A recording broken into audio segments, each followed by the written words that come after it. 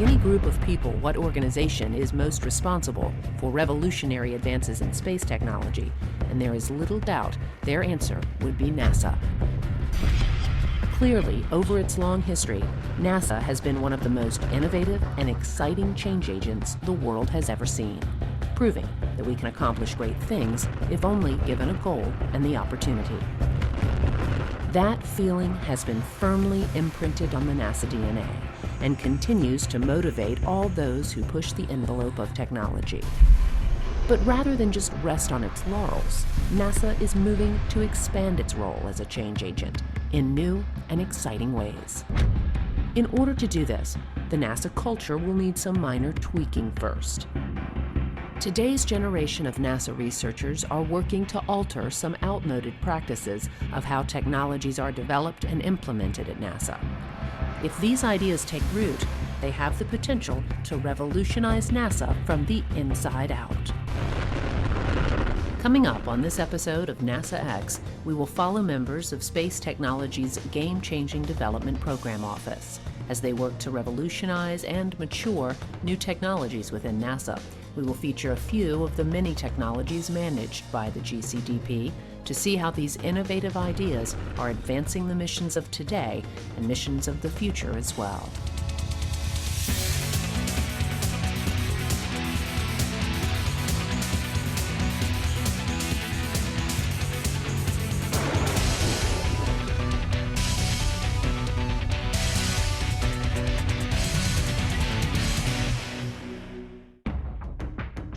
NASA has a long and storied past.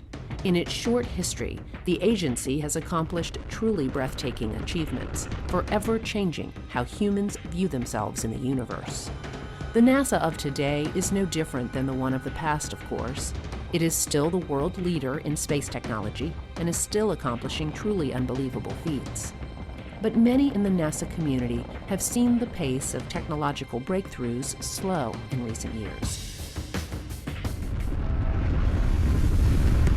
That was not always the case. In NASA's early years, it seemed like many of its projects were stuck in fast forward, none more so than the Apollo program.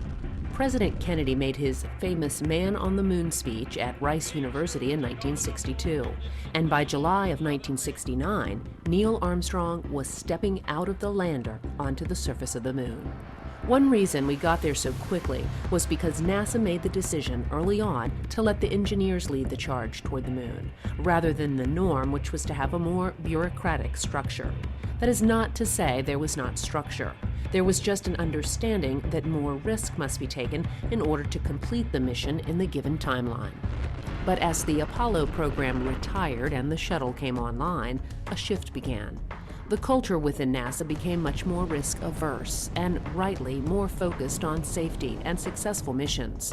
But with this new posture, less focus went into the development of transformative technologies. This mindset permeated throughout NASA, and eventually, in the words of one NASA official, NASA became more evolutionary and less revolutionary. NASA never stopped innovating, but researchers developing new technologies often found substantial hurdles in their way. To better understand this, let's look at what NASA calls TRLs, or Technology Readiness Levels. The 9 TRLs measure the maturity of evolving technologies and order them from 1, which is the lowest, to 9, which is a technology that is fully developed. An example from history of how the TRL system works can be seen in the late 1950s, when the famed NASA engineer Max Faget came up with an idea for the Mercury spacecraft. Dr. Faget was sitting in the cafeteria at NASA Langley drawing on a napkin when he came up with the idea for the basic shape of the Mercury capsule. He fleshed out the details with his team, and soon they had the beginnings of the craft, which put them at Technology Readiness Level 1 for the Mercury project. He and his team then began moving through the other levels, testing and building models, and after a few years arrived at TRL 9, which culminated with the first manned flight of the vehicle on May 5, 1961.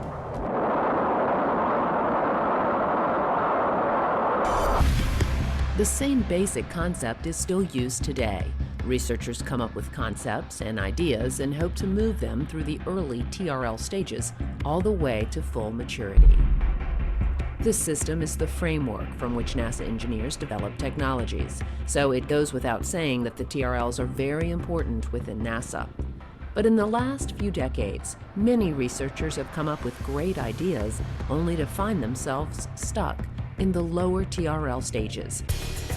But in the early 2000s, pushback began happening within the NASA research community. It was widely agreed that there needed to be a way to push important concepts to the front of the line and move them more quickly through the technology readiness level stages. To do this, a sea change needed to happen within NASA, which would completely alter the current culture and get us back to our leaner, engineer leads the way mentality. That sea change happened when NASA's Space Technology Mission Directorate created the GCDP, or the Game-Changing Development Program Office. Space Technology developed the GCDP with the idea that new, exciting, disruptive technologies would be rapidly infused and given the chance to prove themselves more quickly.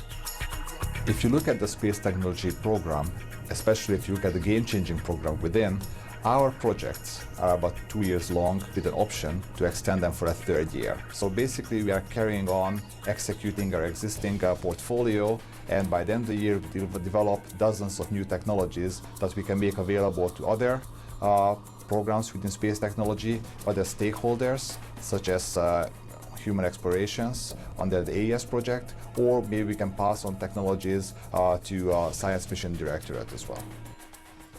The idea here is to take some more risks and to do some things instead of incrementally, but in a transformative or disruptive way.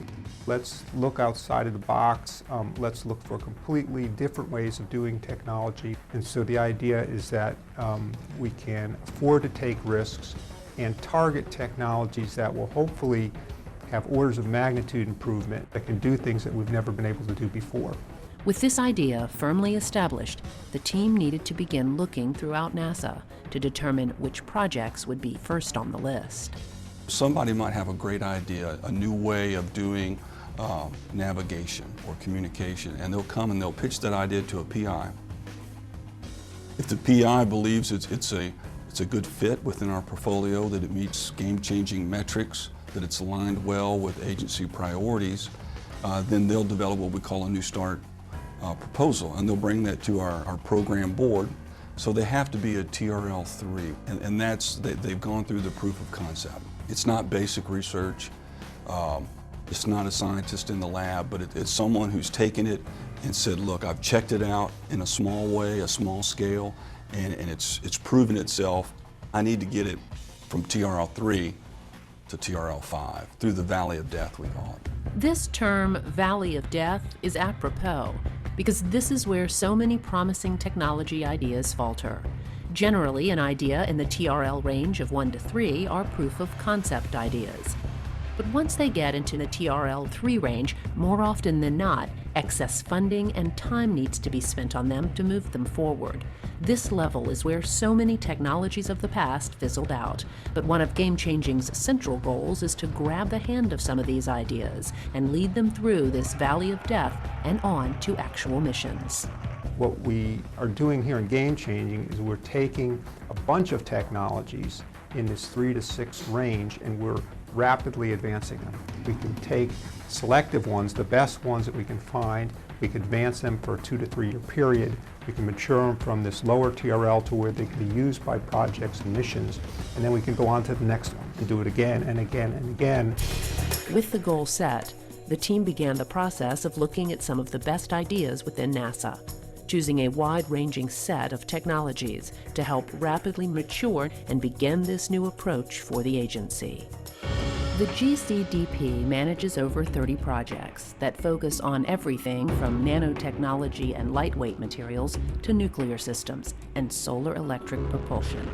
The hope is that with enough support, the GCDP-managed technologies will eventually be used to help create innovative new space technologies for our nation's exploration, science, and economic future. One of the first technologies they chose is from NASA's Robotics and Autonomous Systems and is located in this lab at the NASA Johnson Space Center. Here, a small team of highly motivated young robotics engineers are working on an idea that has the potential to help astronauts on long-duration missions and may end up changing the lives of millions as well.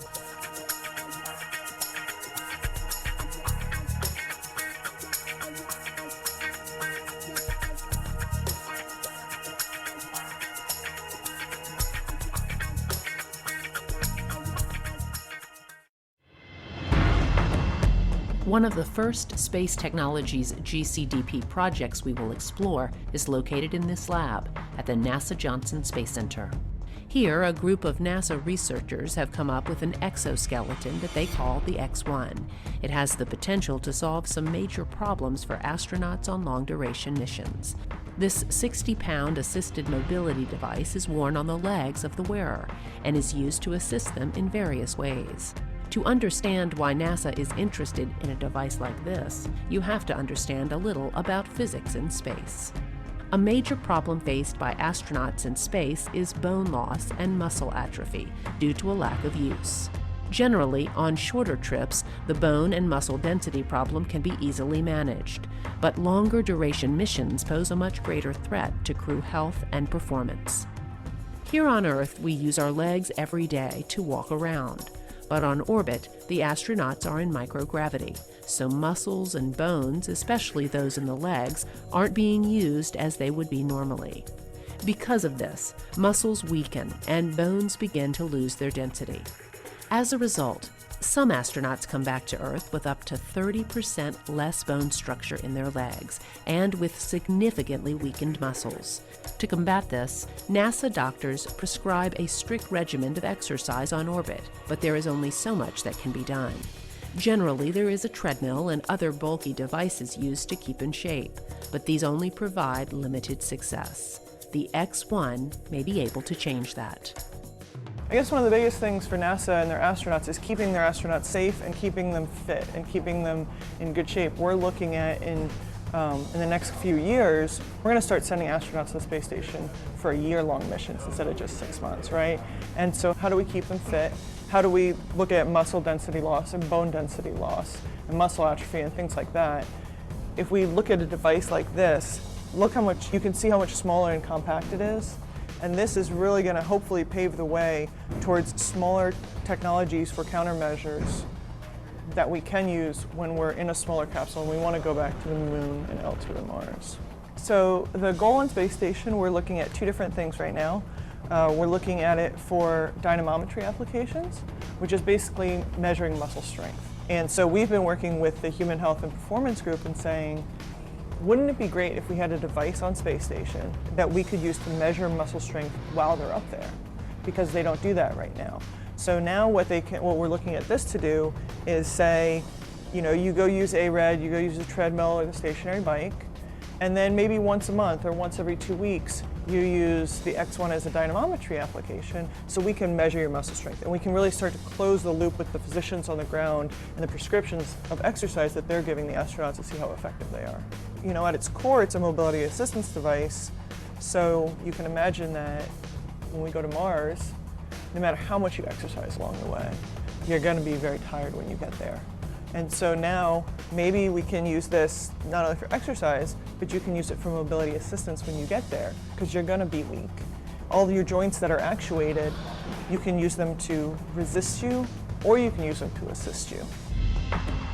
NASA is very interested in the X1 for use in space, and this same device could also be a game changer for anyone who needs rehabilitation, like stroke victims. X1 could be even more life-changing for paraplegics. Early on in its development, the team partnered with the Florida Institute for Human and Machine Cognition. This group has been working on a mobility device that could serve as the legs for wheelchair-bound patients. At that time, they had their own exoskeleton that they had developed called Mina V0, and they were really focused on mobility assistance, helping persons with paraplegia get up out of the wheelchair, walking again. And at that same time, we had, Robonaut, which we had just flown to space station. We worked on all this hardware. We developed all the actuators and all the mechanical and electrical assemblies for that. We developed all the safety systems in order to be able to send it to space station.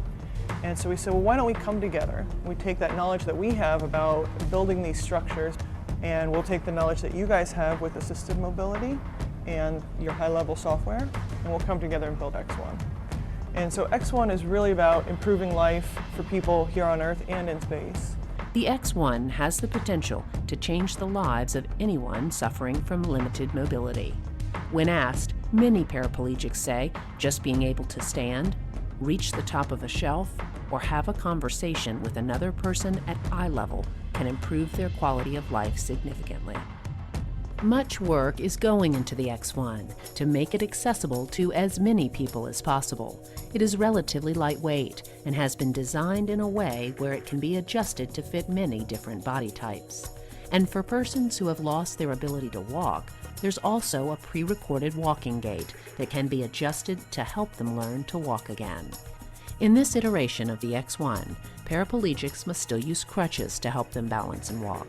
But the hope is that the technology will develop to where the device can be utilized without crutches. You know, my mom has multiple sclerosis, and she is 80% kind of confined. And for a device like this to help her, that's something that she looks at saying, I wish I could have that. But in 10 years from now, people won't be saying that. I think people will be saying, oh, let me go get that out of my closet because I'm ready to go out and walk around. Sometimes technologies develop slowly and incrementally, and sometimes things happen all at once. It's a term, the tipping point. I think with this type of technology, we've actually found a tipping point where the actuation technology is there, the computation technology, the applications for spaceflight, and the willingness and people's interest in this type of technology. And all these things converging at once, I think that's what makes something. That's how the game has changed. All these technologies happen at the same time, and people are grasping that opportunity to really to make a difference. So it's not only changing the lives of astronauts, improving their health, but it's also improving lives here on Earth. We feel that it's not just game-changing, it's actually life-changing.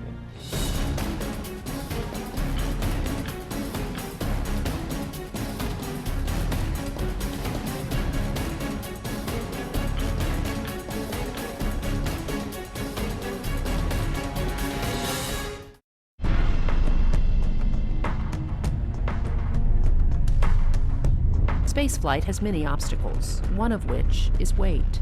Any mission off this planet has a weight restriction. NASA has estimated roughly $10,000 per pound to get something into orbit, so weight reduction is a huge factor. If manufacturing costs could be brought down as well, millions of dollars could be saved on each launch. The challenge of creating low-weight and less costly launch components is very attractive. The Game-Changing Office is taking this challenge very seriously and has created a composite cryo-tank to offset additional weight and possibly save money. Current propellant tanks are made from metals like aluminum. As the name suggests, the composite cryo-tank is being made from a strong, lightweight composite material that have a huge upside when talking about saving weight and money.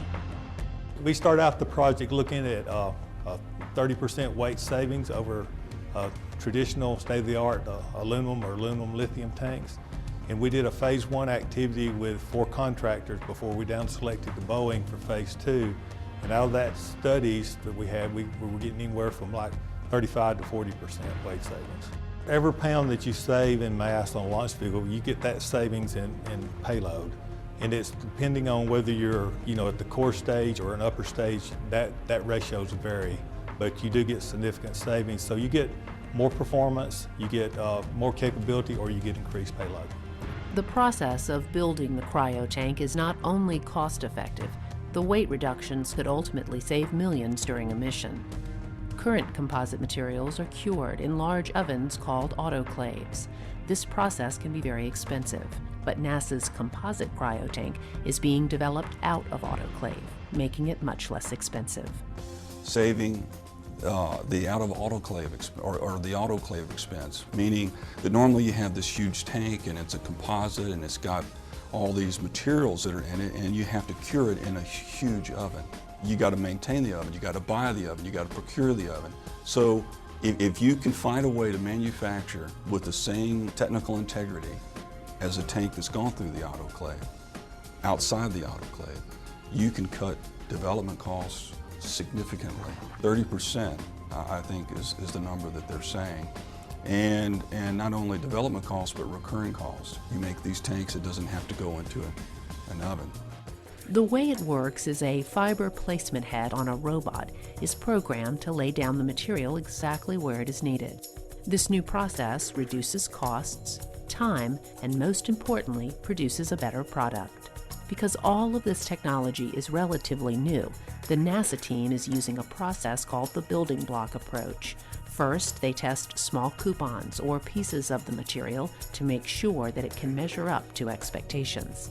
It is then made into larger pieces and tested again. The project is currently at the point where a scale model 2.4 meter tank is being tested, with the eventual goal to build a full-scale tank to fit on a launch vehicle. The current 2.4 meter section is located here in this silo in the west test area at the Marshall Space Flight Center, under the shadow of test stands for the Apollo engines. Engineers have placed a foam coating over the tank and will then test it in a way that would be expected on a launch vehicle. We put the tank through the exact conditions that it would see in the launch vehicle. So we fill it with the cryogenic material, in this case it's liquid hydrogen, and then in the case of a launch vehicle, we may have to empty that. So we would fill and drain, pressurize, unpressurize, all to determine how the tank reacts to those conditions and loads.